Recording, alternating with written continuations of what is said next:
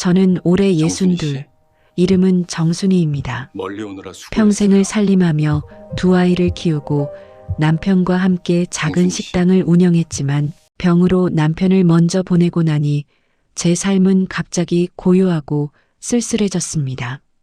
집세라도 벌어야 했기에 선택한 일이 바로 가정부 일이었죠. 그때까지 저는 제가 다시 누군가의 집을 돌보게 될 줄 몰랐습니다. 그저 잘 버티며 하루하루 살아가면 된다고만 생각했습니다. 하지만 70대 재벌 회장님 집에 들어가게 될 줄은 정말 꿈에도 몰랐습니다. 처음 면접을 보러 갔을 때 저는 경호원 2명 사이에서 마치 길 잃은 사람처럼 제대로 걷지도 못하는 기분이 들었습니다. 이 집 규모가 정말 남달랐습니다.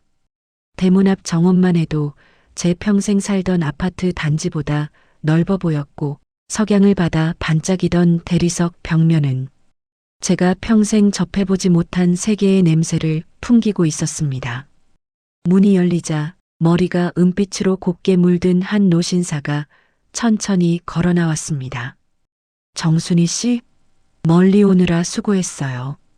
그분이 바로 강도윤 회장님 72. 하지만 외모나 분위기는 나이를 가늠하기 어려울 만큼 기품이 있었습니다.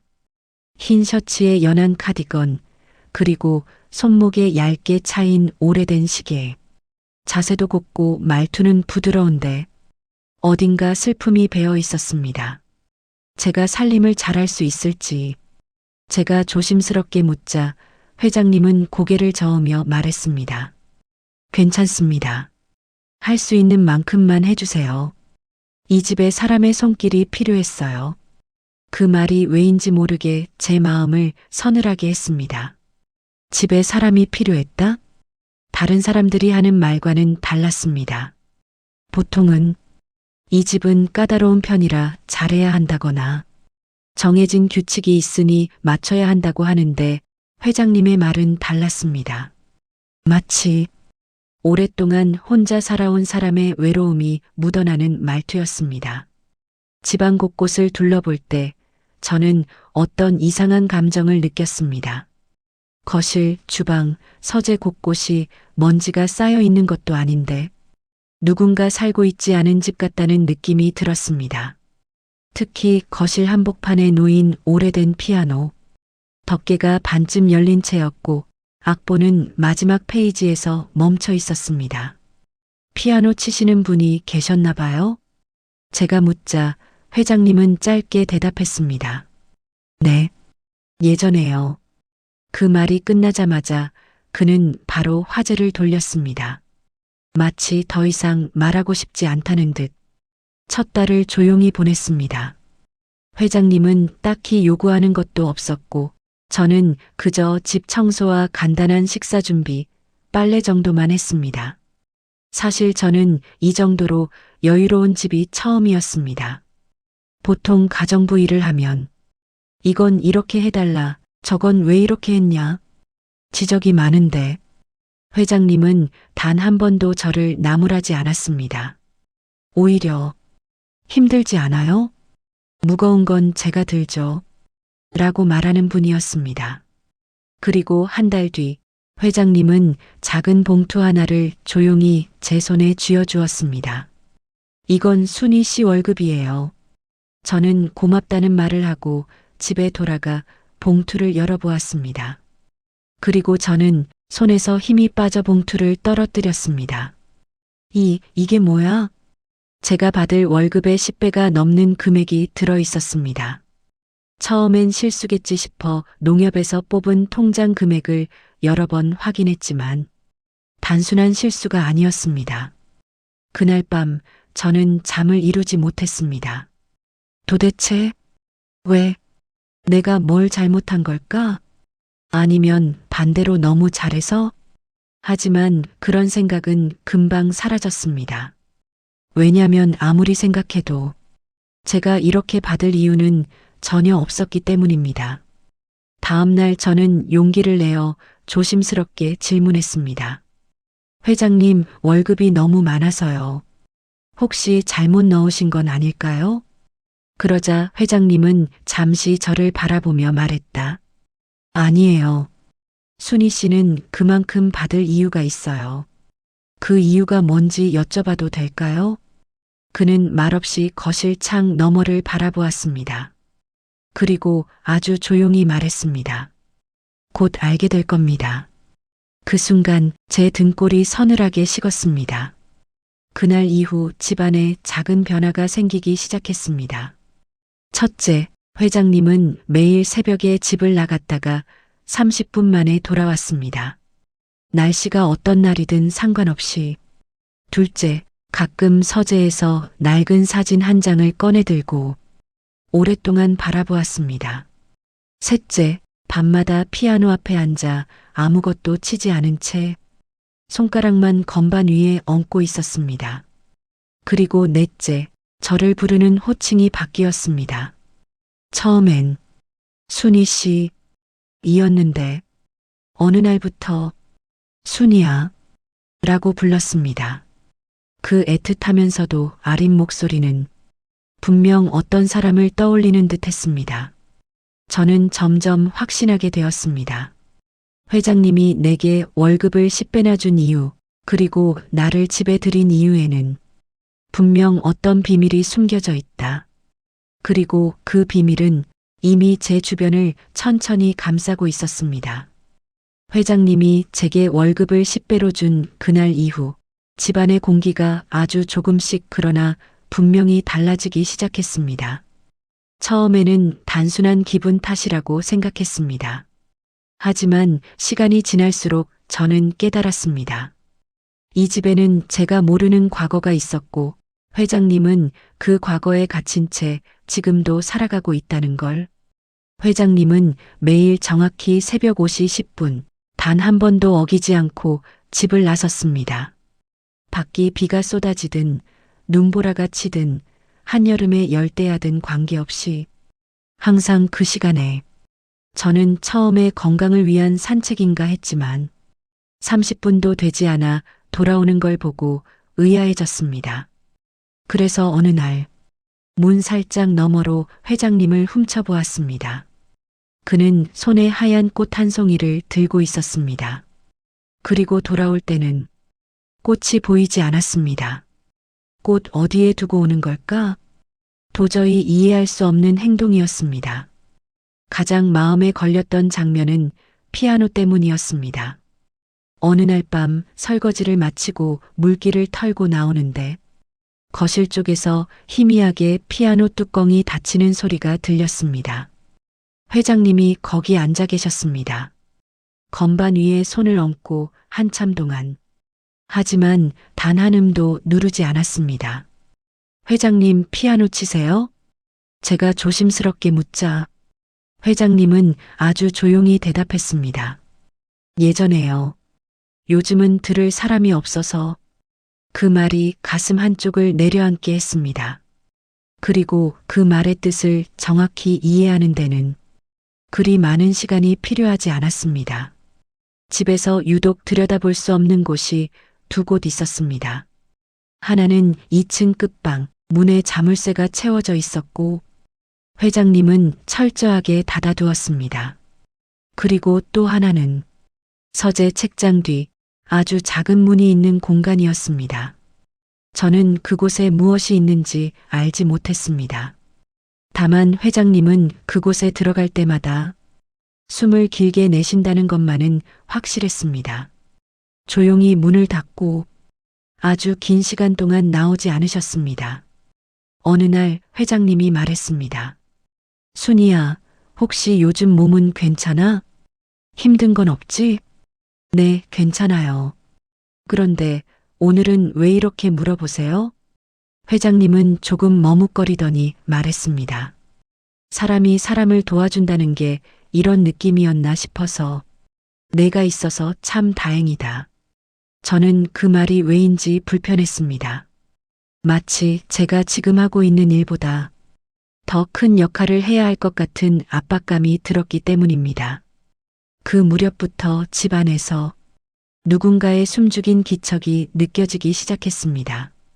문득 복도를 지나갈 때 뒤에서 누가 저를 지켜보는 느낌.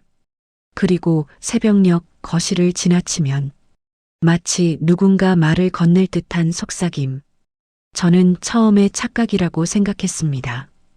그러나 어느 날 밤 분명히 들었습니다. 도윤 왜 아직도? 여자 목소리였습니다. 희미했지만 분명히 눈물 섞인 목소리. 저는 얼어붙었습니다. 이 집에는 저와 회장님 외에 누군가 더 있는 걸까? 아니면 회장님이 과거에서 헤어나오지 못한 걸까? 회장님이 외출한 사이 정문 앞을 닫고 있는데 경호원 중 한 명이 조용히 말을 걸었습니다. 아주머니 혹시 회장님께서 요즘 어떤 말 하신 적 있습니까? 아니요, 특별히요. 왜 그러세요? 그는 제 얼굴을 살피며 말했다. 회장님은 상실을 오래 겪으신 분입니다. 가끔 과거와 현실을 헷갈리실 때가 있어요. 과거요? 어떤 과거요? 그건 회장님이 말씀하시기 전까진 제가 먼저 드릴 말씀이 아닙니다. 그의 말은 공중에 떠 있는 수수께끼 같았습니다. 나는 입술을 깨물고 되물었습니다. 제가 뭘 잘못하고 있는 건가요? 경호원은 고개를 저었습니다. 아닙니다. 오히려 아주머니 같은 분이 필요하셨던 거죠. 필요하셨다니 그게 무슨 뜻인가요? 그는 대답하지 않았습니다. 대신 아주 작은 속삭임만 남겼습니다. 이 집은 아직 끝나지 않은 이야기가 있습니다. 그 말은 마치 예고편처럼 제 마음에 깊이 박혔습니다. 그날 이후 저는 점점 깨달았습니다. 회장님이 저에게 지나치게 많은 월급을 준 이유는 단순한 보상이 아니라 어떤 역할을 기대하고 있다는 것. 그게 무엇인지 정확히 알 수 없었지만 회장님은 제게 무언가를 맡기려 하고 있었습니다. 그리고 마침내 그 이유를 조금 알 것 같은 일이 생겼습니다. 그날 집을 청소하다가 2층 끝방 앞을 지나는데 문틈 사이로 흰색 천이 나부끼는 것이 보였습니다. 바람도 없었는데 흔들리고 있었습니다. 저는 본능적으로 문 손잡이를 잡았습니다. 하지만 그때 갑자기 등 뒤에서 회장님의 목소리가 들렸습니다. 그 방은 열지 마세요. 저는 놀라 고개를 돌렸습니다. 그의 표정은 그동안 본 적 없는 절박함이었습니다. 그 방은 아직 준비가 안 됐어요. 그가 떨리는 목소리로 말했습니다. 준비라니요? 누구라도 그 안에. 순이야. 회장님이 제 말을 끊었습니다. 그리고 아주 천천히 제게 다가와 말했습니다. 곧 내가 알아야 하는 때가 올 거야. 그때가 되면 내가 왜 너를 선택했는지 알게 될 거고. 저는 숨을 삼켰습니다. 이 말은 단순한 경고가 아니었습니다. 이 집에서 제가 중요한 역할을 맡게 될 거라는 예고였습니다. 그날 밤 저는 한숨도 잘 수 없었습니다. 도대체 회장님은 나에게 무엇을 원하는 걸까? 10배 월급의 진짜 의미는 뭐지? 그 방 안에는 누가 있는 걸까? 그리고 무엇보다 나는 이 집에 계속 있어도 괜찮은 걸까? 하지만 이미 늦었습니다.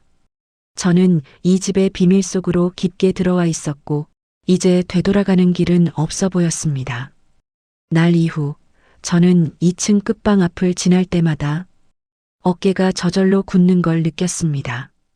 문틈 사이로 스며나오는 희미한 기운과 누군가 숨죽여 안에서 기다리고 있는 듯한 정적. 아무것도 보이지 않는데도 그 문은 저를 계속 쳐다보는 것 같았습니다. 제가 떨리는 손으로 손잡이를 잡았을 때 회장님이 나타나 말했던 그 음성. 그 방은 열지 마세요. 그 말은 마치 문 앞에 보이지 않는 자물쇠가 걸린 것 같은 힘을 가졌습니다. 저는 결국 결심했습니다.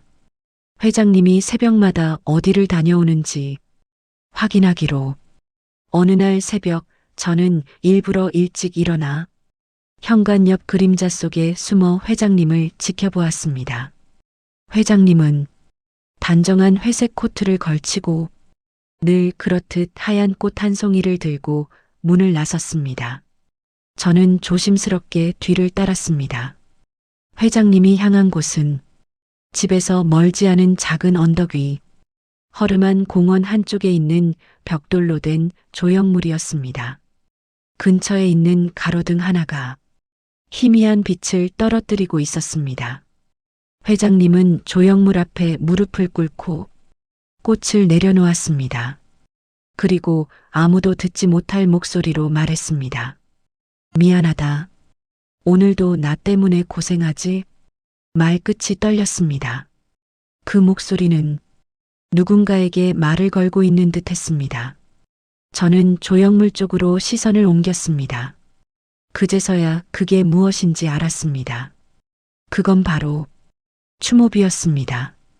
이름이 새겨진 돌판이 붙어 있었고 그 옆에 작은 사진 한 장이 꽂혀 있었습니다. 나는 가까이 다가가지 않은 채 멀리서 회장님의 뒷모습을 지켜보았습니다. 추모비에 새겨진 이름을 볼 수는 없었지만 회장님의 어깨가 흔들리는 걸 보며 그분에게 아주 깊은 슬픔이 있다는 걸 느낄 수 있었습니다. 그날 이후 저는 서재 청소를 조금 더 꼼꼼히 하기 시작했습니다. 회장님이 매번 숨을 고르고 들어가는 그 공간의 비밀이 도저히 궁금해서 견딜 수가 없었습니다. 그러다 어느 날 책장을 정리하다가 얇은 봉투 하나가 떨어져 나왔습니다. 봉투에는 그날의 기록이라고 적혀 있었습니다. 저는 본능적으로 봉투를 열었지만 손이 떨려 제대로 잡히지 않았습니다. 안에는 병원 문서 한 장과 사진 2장, 그리고 낡은 스카프 한 개가 들어 있었습니다. 사진 속에는 젊은 여성 한 명과 회장님이 함께 서 있었고 둘 다 행복한 미소를 짓고 있었습니다. 문서에는 이렇게 적혀 있었습니다. 환자명 강서영, 사망 원인 교통사고 외상. 제가 그 이름을 읽는 순간 가슴이 철렁 내려앉았습니다. 강도윤 회장님의 성씨 강, 그리고 서영이라는 예쁜 이름. 두 사람의 사진 속 얼굴을 떠올렸습니다. 분명 가족이었습니다. 그리고 깨달았습니다. 피아노 앞에서 멈춘 손가락, 들어갈 수 없던 2층 끝방, 추모비 앞에 내려놓던 하얀 꽃 한 송이. 이 모든 공통점이 서영이라는 이름을 향하고 있었습니다. 봉투 속 사진과 기록을 본 이후 저는 끝방의 문이 더 이상 단순한 방처럼 보이지 않았습니다. 그곳은 회장님이 잃어버린 누군가의 흔적이 남아있는 공간이라는 걸 깨달았습니다. 그날 밤 거실 불을 끄고 계단을 오르는데 2층 끝방에서 분명히 소리가 들렸습니다. 도윤밥은 먹었어? 여자 목소리였습니다. 저는 계단 중간에서 얼어붙었습니다. 전기가 흐르는 것처럼 몸이 굳었습니다. 하지만 더 놀라운 건 그 목소리가 회장님의 목소리와 섞여 들렸다는 것입니다. 그 방 안에서 누가 회장님에게 말을 걸고 있었던 걸까요? 아니면 회장님이 대답하고 있었던 걸까요? 저는 한 걸음도 움직이지 못한 채 오래도록 서 있었습니다. 다음 날 아침 회장님은 어김없이 식탁에 앉아 계셨습니다. 그러나 표정이 전날보다 더 피곤해 보였습니다. 순이야, 회장님이 말했습니다. 집안일 괜찮지? 혹시 무섭거나 그러진 않아? 질문이 너무 직설적이어서 얼어붙었습니다. 무섭다니요? 아니에요. 괜찮아요. 그러자 회장님은 한참 동안 저를 바라보았습니다. 그 눈빛에는 설명하기 어려운 슬픔과 두려움이 섞여 있었습니다. 그리고 회장님은 말했습니다. 내가 그 아이랑 비슷해서 그래. 네. 성격도 말투도 손 써는 습관도. 그래서 내가 이 집에 들어온 순간 그 아이가 돌아온 것 같았어. 저는 숨이 막히는 기분이 들었습니다. 그 아이, 서영이라는 이름, 그리고 닫힌 방 안의 목소리, 모든 퍼즐 조각이 서서히 형태를 갖추기 시작했습니다. 회장님은 제 손등에 자신의 손을 올리며 말했습니다. 순이야, 내가 너에게 월급을 많이 주는 건 그냥 고마워서만이 아니야. 너에게 부탁하고 싶은 게 있어서야. 저는 떨리는 목소리로 물었습니다. 무슨 부탁이요? 그는 고개를 떨구며 말했습니다. 내가 마지막으로 해야 할 일이 있어. 근데 그걸 혼자 할 자신이 없어서. 그 말은 마치 언제 터질지 모르는 폭탄을 품은 사람의 고백처럼 들렸습니다. 그리고 저는 그 순간 어렴풋이 느꼈습니다. 이 집의 가장 깊은 비밀이 드디어 모습을 드러내기 시작한다는 걸. 회장님이 조용히 말했다. 내가 너에게 부탁하고 싶은 건 한 사람을 대신해주는 일이야. 대뜸 이런 말을 듣자 등골이 서늘해지는 기분이 들었다. 대신한다고요? 회장님은 식탁에 놓인 찻잔을 천천히 돌리며 말했다. 그래. 내가 지키지 못했던 사람, 그 사람이 마지막으로 해달라고 한 걸 내가 이제야 지켜주고 싶어서. 저는 숨을 삼켰다. 지키지 못한 사람? 그 사람이 원하는 거? 머릿속에 가장 먼저 떠오른 이름은 서재에서 발견한 문서 속의 강서영이었다. 그분이 누구신데요? 제가 조심스럽게 묻자 회장님은 굳어있던 눈을 천천히 감았다. 그리고 답했다. 내 딸이다. 그 말 한마디가 방 안 전체의 공기를 바꿔놓았다. 딸이요? 회장님은 고개를 한번 끄덕였다. 서영이는 피아노를 정말 좋아했어. 내가 일 때문에 바빠서 집에 자주 못 오면 항상 피아노 앞에 앉아서 내가 돌아올 때까지 연습을 했지. 목소리가 떨렸다. 평생을 이룬 남자가 아닌 딸을 잃은 한 아버지의 목소리였다. 하지만 그날 사고가 나고 말았어. 저는 그 말을 듣는 순간 그동안 보았던 모든 장면들이 하나로 이어지는 듯했다. 피아노 앞에서 멈춘 손가락, 추모비 앞에 놓이던 꽃, 2층 끝방에서 들리던 목소리, 서재에서 본 사진과 기록들, 모든 것이 하나의 비극을 향하고 있었다. 회장님은 떨리는 손으로 물잔을 쥐었다. 그날 서영이랑 내가 약속을 했었어. 약속이요? 응. 아빠 생일날 서영이가 직접 작곡한 곡을 들려주기로 한 날이었지. 회장님은 깊은 숨을 들이쉬었다. 그런데 그날도 나는 약속 시간에 늦었어. 중요한 회의가 있다며 딸을 또 기다리게 한 거야. 그는 주먹을 쥐었다. 서영이는 나를 보러 오다가 그만 사고가. 그 말 끝은 말이 아니라 울음이었다. 저 역시 손으로 입을 가렸다. 딸을 잃은 한 아버지의 눈물. 그 무게를 감히 헤아릴 수 없었다. 그래서 그 방은 제가 고개를 들고 물었다. 회장님은 천천히 고개를 끄덕였다. 맞아.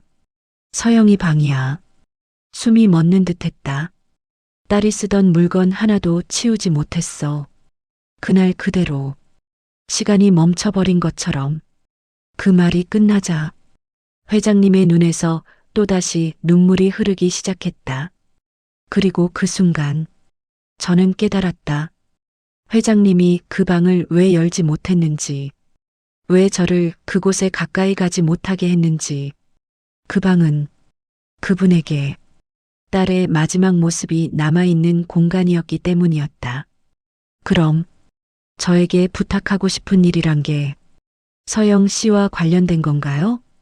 회장님은 조용히 고개를 끄덕였다. 내가 처음 이 집에 들어온 날 내 손등을 보고 깜짝 놀랐어. 제 손등이요? 응.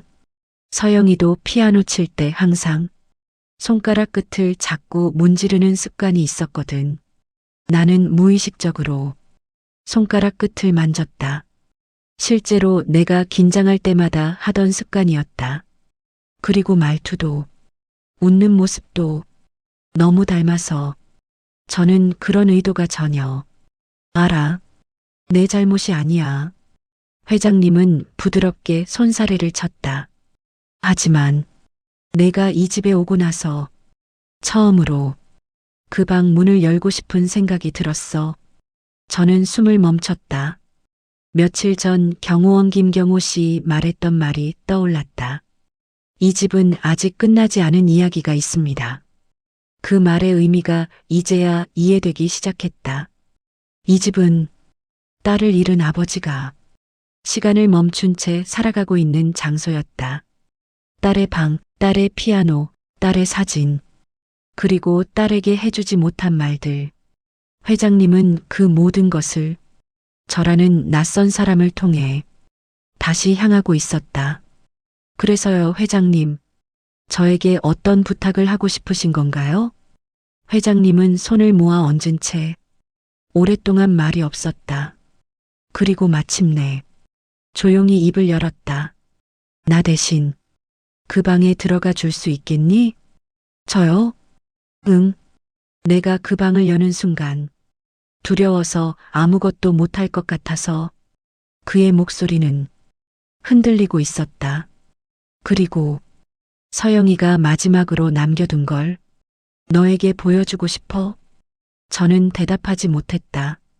가슴이 벅차오르고 두렵고 이해할 수 없는 감정이 뒤엉켜 입이 떨어지지 않았다. 그 방은 단순한 방이 아니었다. 회장님이 평생 직면하지 못했던 진실이 담긴 곳. 그분이 살아남기 위해 닫아두었던 곳.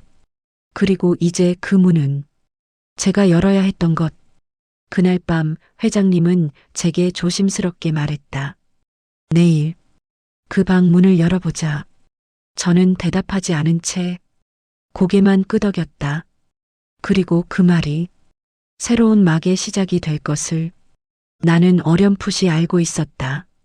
다음 날 아침 2층 복도 끝에서 회장님과 나는 서 있었다.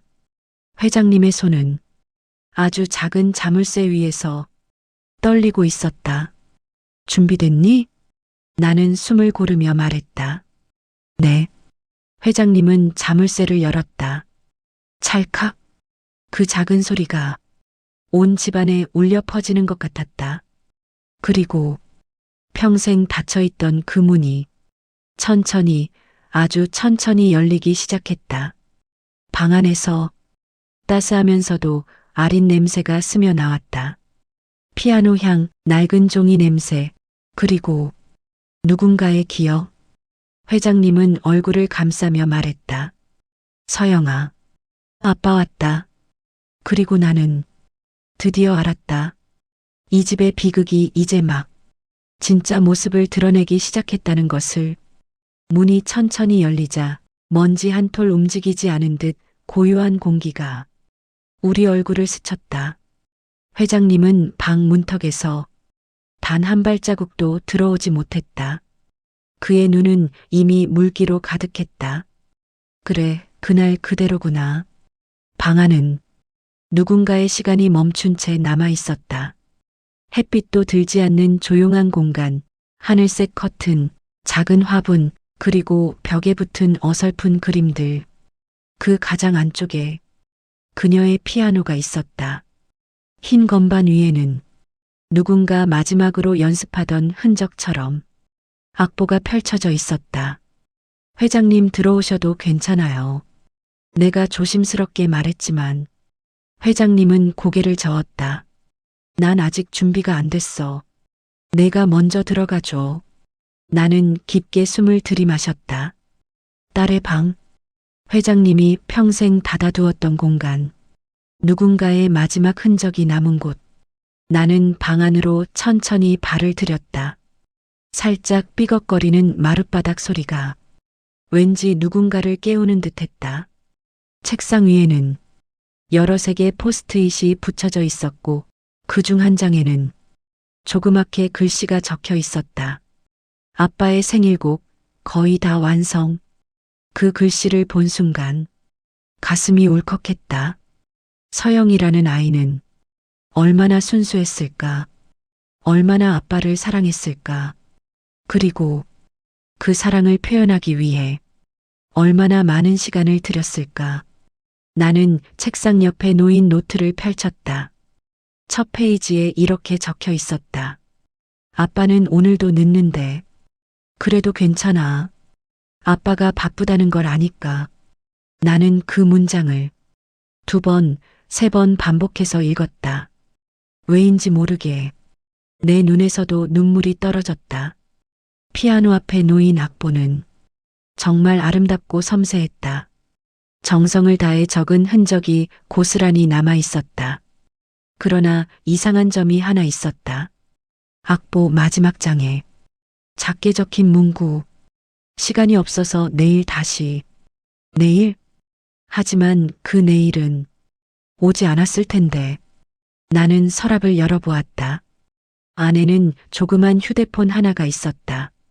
충전되지 않아 꺼져 있었지만 그 옆에 작은 메모가 있었다. 아빠한테 서프라이즈 영상 보내기. 아빠 생일날 꼭 보여줘야지. 그 메모를 본 순간 가슴이 덜컥 내려앉았다. 회장님 서영 씨가 아버님께 보여주려고 만든 영상이 있었던 것 같아요. 회장님은 멀리서 떨리는 목소리로 대답했다. 나도 알아.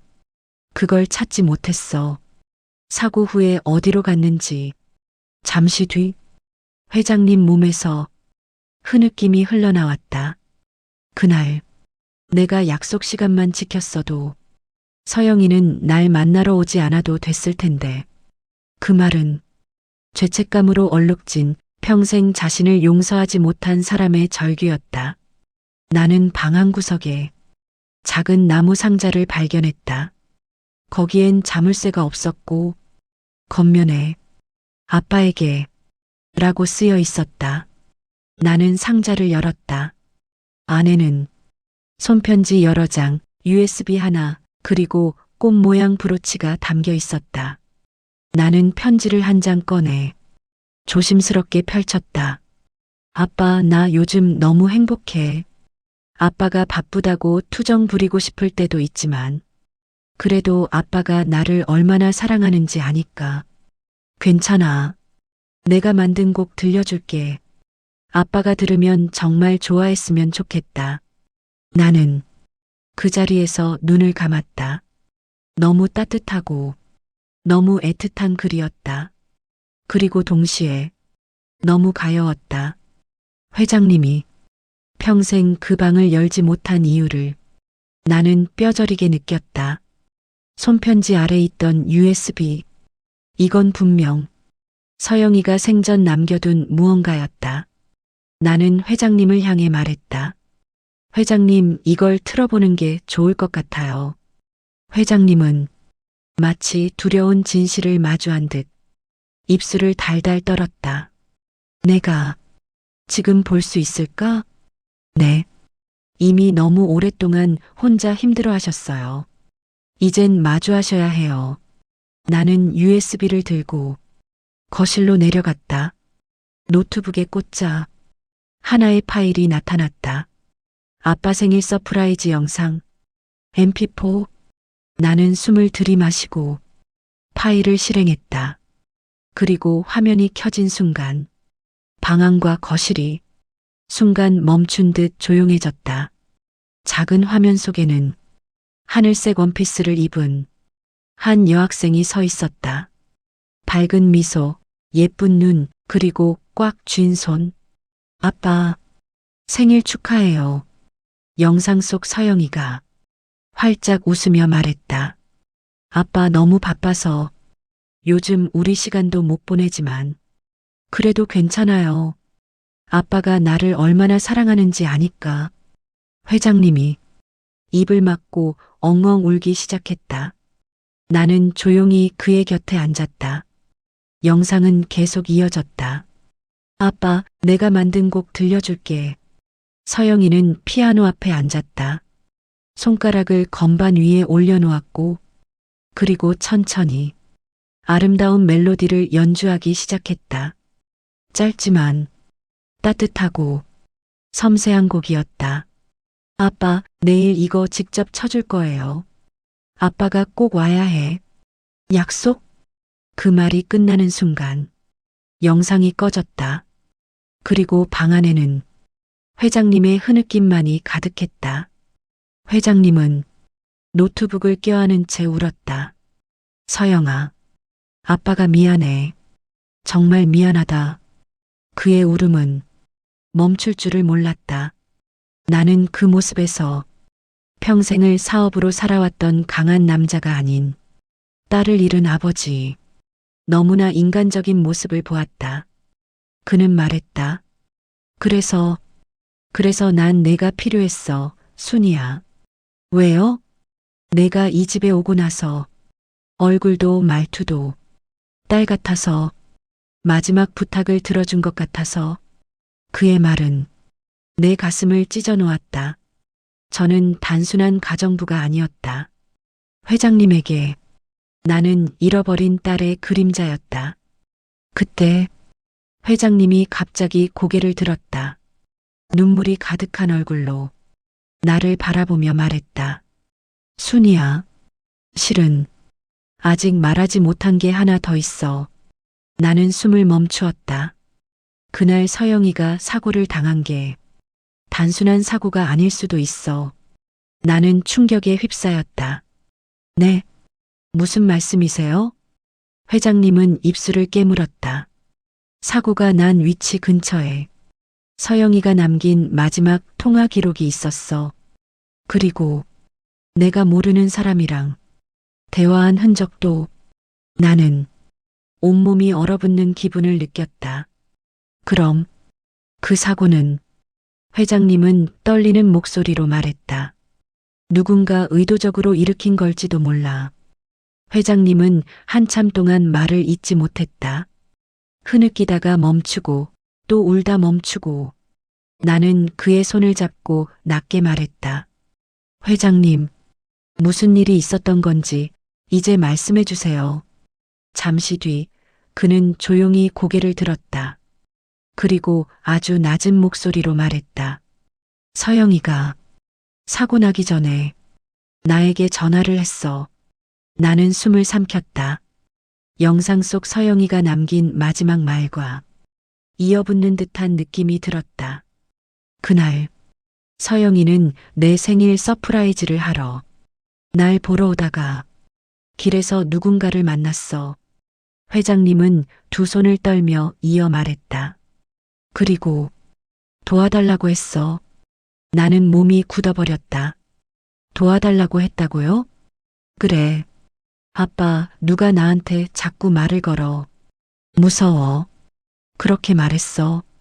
나는 온몸에 소름이 돋았다. 그리고 전화가 끊겼어. 사고 후 경찰은 단순 교통사고라고 기록했다. 운전자의 부주의로 발생한 안타까운 사고. 그게 다였다. 하지만 회장님은 확신하고 있었다. 서영이는 절대 혼자 밤길을 다니는 아이가 아니었어. 누군가 따라붙어서 겁을 줬던 거야. 회장님은 주먹을 쥐었다. 게다가 CCTV가 이상하게 지워져 있었어. 나는 충격을 받은 채 물었다. 그럼 일부러? 회장님은 조용히 고개를 끄덕였다. 그날 CCTV가 고장 났다고 했지만 나는 믿지 않았어. 그곳은 내 회사 부근이었거든. 거기엔 내 자리를 노리는 사람들도 많았어. 나는 빠르게 숨을 몰아쉬었다. 설마 회장님을 향한 공격이었나요? 아마도 그럴 가능성이 커. 그 말은 내 몸의 중심을 찌르는 듯한 충격이었다. 서영 씨의 죽음이 아버지를 향한 누군가의 경고일 수도 있다니. 회장님은 자리에서 일어나 서재로 갔다. 나는 뒤따라 들어갔다. 그는 서랍 깊숙이 있던 하나의 봉투를 꺼냈다. 거기엔 통신 기록, 사진 몇 장, 그리고 한 장의 쪽지가 들어 있었다. 쪽지에는 이렇게 적혀 있었다. 너의 약한 점을 기억해라. 나는 그 문장을 읽는 순간 숨이 턱 막혔다. 회장님, 이건 누가 보낸 건가요? 모르지. 하지만 이 문장을 본 순간 알았어. 그들이 노린 게 나였다는 걸. 회장님의 눈빛은 미련과 증오, 죄책감이 뒤엉켜 있었다. 순이야. 그의 목소리는 아주 천천히 조심스러웠다. 내가 서영을 보호하지 못한 죄책감 때문에 그 방을 못 열었던 게 아니야. 네. 나는 심장이 멎는 느낌이 들었다. 회장님은 한 글자 한 글자 마치 상처를 꺼내 보여주는 듯 말했다. 난 사고 전날 밤 서영이랑 크게 다퉜어. 다투셨어요? 그래. 서영이가 내가 그동안 일밖에 모른다고 더는 생일 축하도 하기 싫다고 울었어.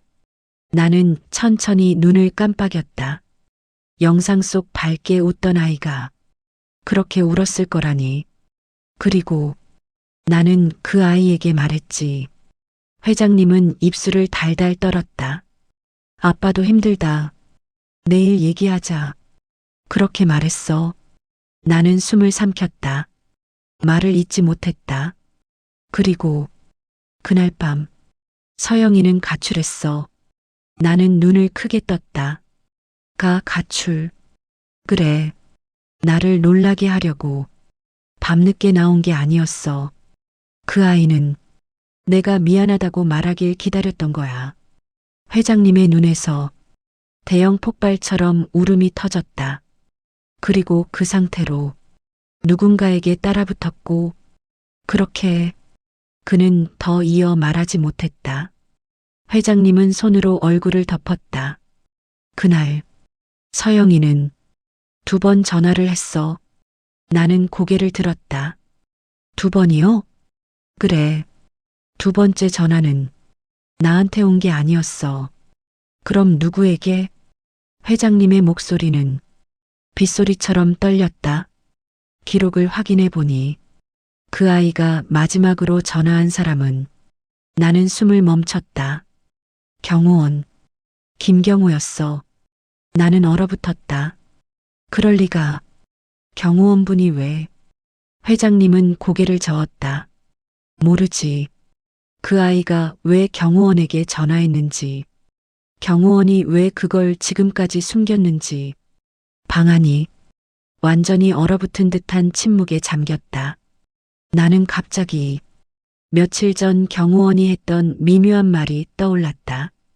이 집은 아직 끝나지 않은 이야기가 있습니다.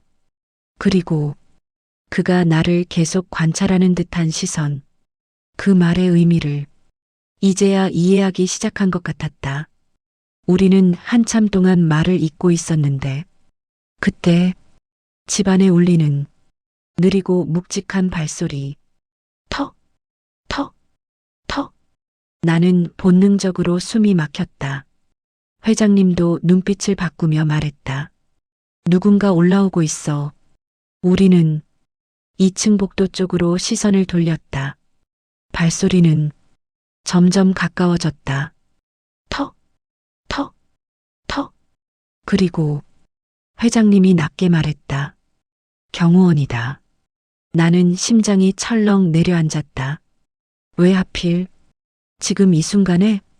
그리고 우리가 나누던 이야기의 내용, 그것을 그가 듣게 된다면? 복도 끝에서 그림자가 보였다. 그리고 그 그림자가 천천히 우리 쪽으로 다가오기 시작했다. 복도 끝에서 나타난 그림자는 천천히 숨을 죽인 듯 움직였다. 회를 덮은 조명이 그림자를 길게 늘어뜨리고 있었다. 턱, 턱, 턱. 경호원 김경호 씨인가? 회장님이 떨리는 목소리로 물었다.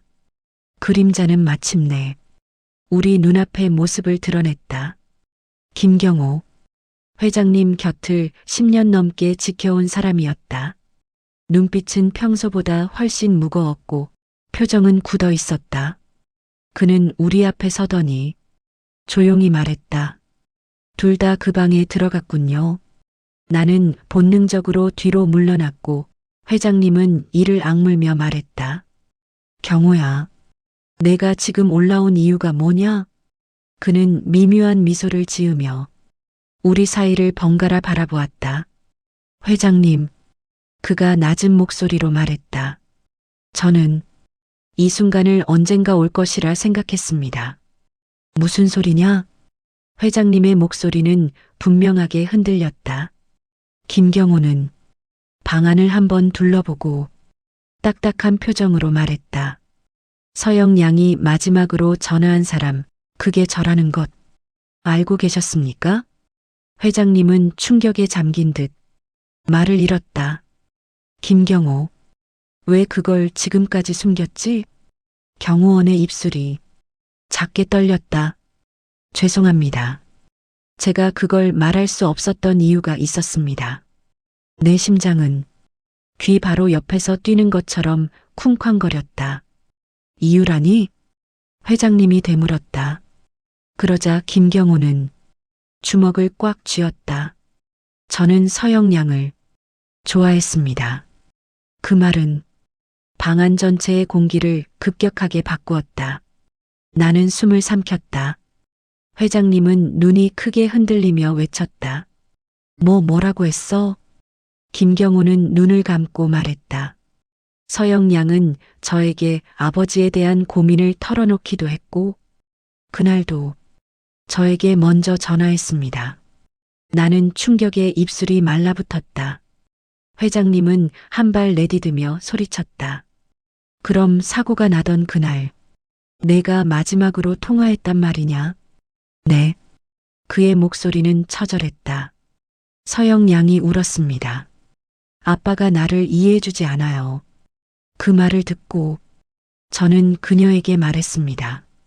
그는 깊게 숨을 들이켰다. 잠시 회사 근처로 오세요. 제가 이야기 들어줄게요. 그렇게 말했습니다. 회장님의 얼굴이 굳었다. 경호원은 손으로 얼굴을 가리며 말했다. 전 정말 그저 위로해주고 싶었을 뿐입니다. 그 말 때문에 서영이가 그 시간에 밖에 나간 거냐? 회장님의 외침은 한 사람의 절규였다. 김경호는 고개를 깊게 숙였다. 네. 그리고 저는 그날 약속 장소에 늦었습니다. 그는 발끝을 바라보며 말했다. 제가 30분만 일찍 갔더라면 그 아이는, 그의 목소리는 흐느낌에 잠겨 끊겼다. 회장님은 벽을 짚으며 흔들렸다. 내가 그 아이를 그 시간에 불러냈단 말이냐? 김경호의 눈에서 눈물이 떨어졌다. 죄송합니다. 정말 죄송합니다. 그는 두 무릎을 꿇었다. 바닥에 손이 닿는 순간 방 안은 숨조차 쉬기 힘들 만큼 무거워졌다. 나는 두 사람 사이에 일렁이는 감정의 폭풍을 느꼈다. 회장님은 손을 떨며 경호원을 바라보았다. 그럼 CCTV가 지워진 건? 김경호는 고개를 저었다. 그건 제가 아닙니다. 사고구역 CCTV가 지워진 건 경찰도 미궁이라고 했습니다. 그러면 왜 지금까지 모든 걸 숨겼지? 회장님은 분노에 떨리는 목소리로 물었다. 경호원은 대답했다. 저 때문입니다. 제가 서영 양을 그 시간에 밖으로 나오게 만들었다는 사실을 말할 용기가 없었습니다. 회장님께 저 때문에 딸을 잃었다는 생각을 드리고 싶지 않았습니다. 회장님은 고개를 떨구었다. 이제 분노보다 더 깊은 감정이 그의 눈에 비쳤다. 잠시 뒤 회장님은 아주 느리게 경호원에게 다가갔다. 그럼 내가 그동안 나를 지켜온 건 서영 양 때문입니다. 경호원은 고개를 들었다.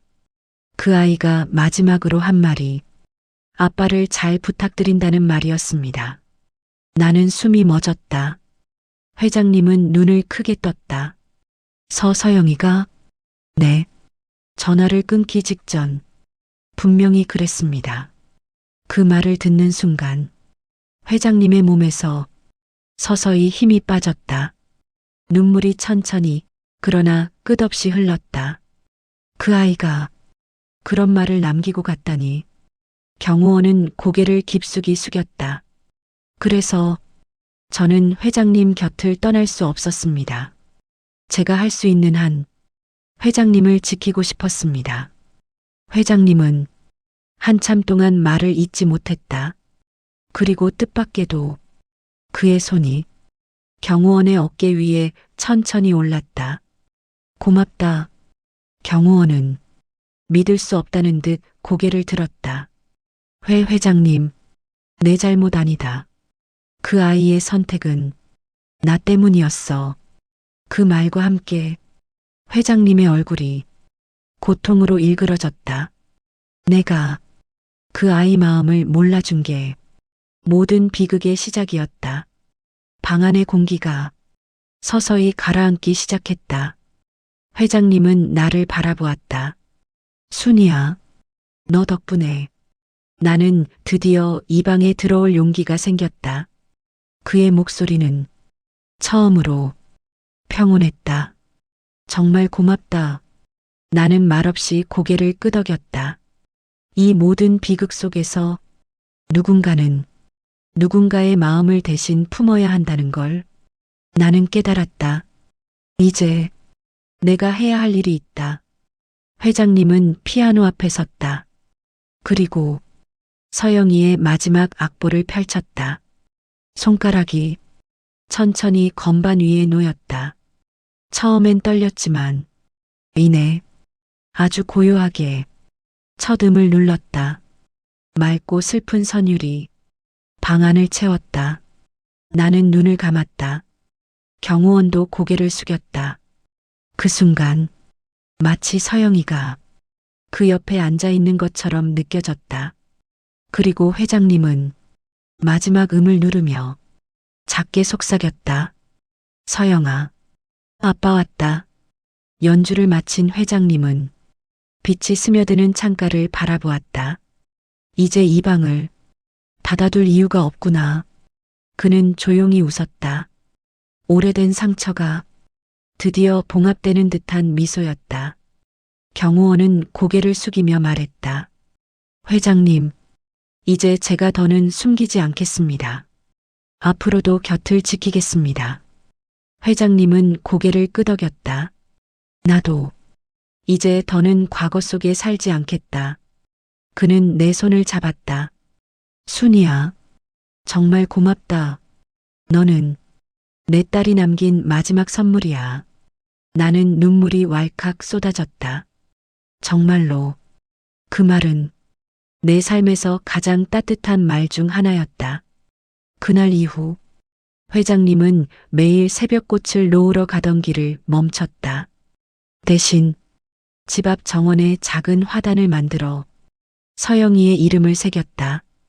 그리고 그 방, 평생 닫혀있던 그 방은 햇빛이 드는 곳으로 바뀌었다. 회장님은 말하곤 했다. 이제 그 아이가 환하게 웃을 수 있을 것 같아. 나 역시 그 집에서의 삶이 더 이상 과거의 그림자가 아닌 새로운 가족의 이야기로 변해가는 걸 느꼈다.